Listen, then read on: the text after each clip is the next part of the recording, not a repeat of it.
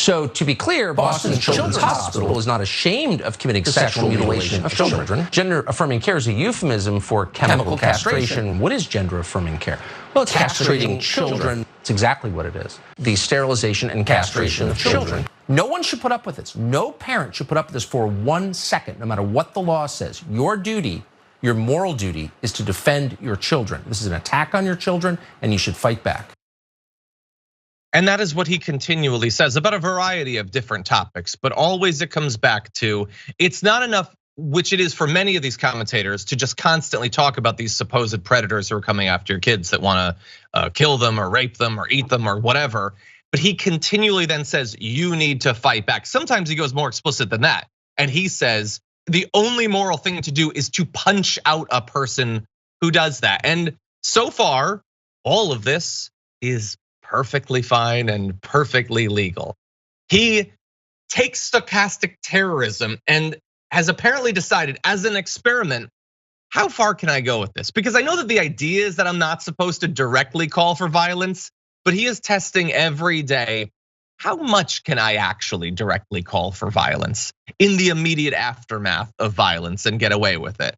And so far the answer is he can say literally anything he wants. And it doesn't matter how many Molotov cocktails get thrown or how many bands of Proud Boys show up outside of a drag queen story hour with AR-15s. It doesn't matter how many bars get shot up. He can say literally anything he wants and get paid millions upon millions of dollars to say it. Any other thoughts, Jordan? No, I think that's it. This is the outcome that they want. You see it in how often they repeat things. Just, we have an example of this. We have precedent for this even at Fox with George Tiller.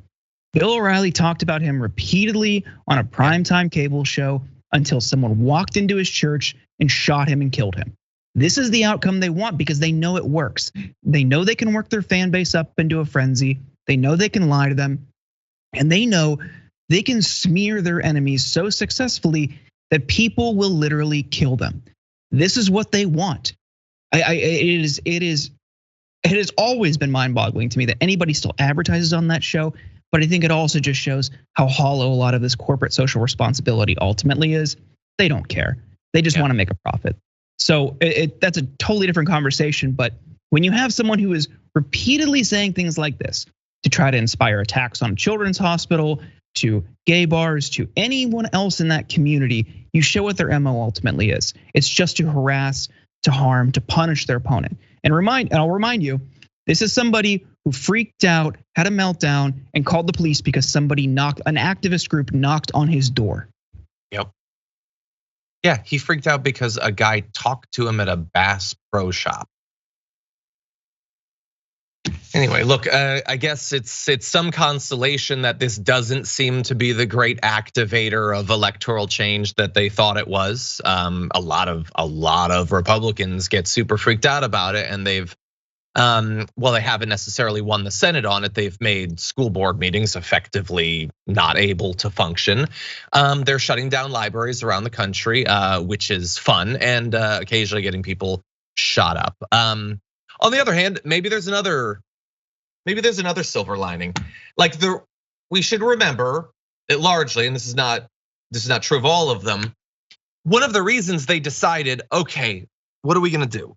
I guess trans people. I guess we're going to try to absolutely destroy every trans person. They would have preferred to just keep attacking gay people, but they have apparently looked out across America and realized, okay, I guess we can't necessarily do that. There's still plenty of homophobia, let's be clear about that. But we can't make our entire electoral strategy on that.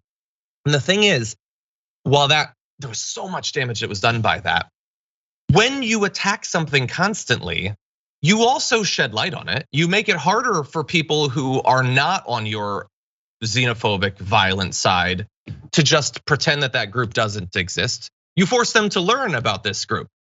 It's possible that is happening right now with the trans community. Trans community is something that largely the media never spoke of more than just a couple of years ago. And now reasonable people will be required to do what they probably should have done anyway, which is recognize that this community exists.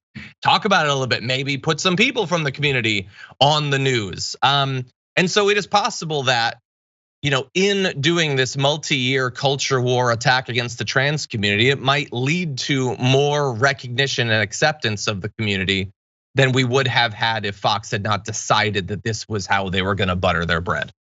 Unfortunately, along the way, a lot of people are gonna be harassed, a lot of people are gonna lose their jobs, and a lot of people are gonna lose their lives. So, Jesus, what a country.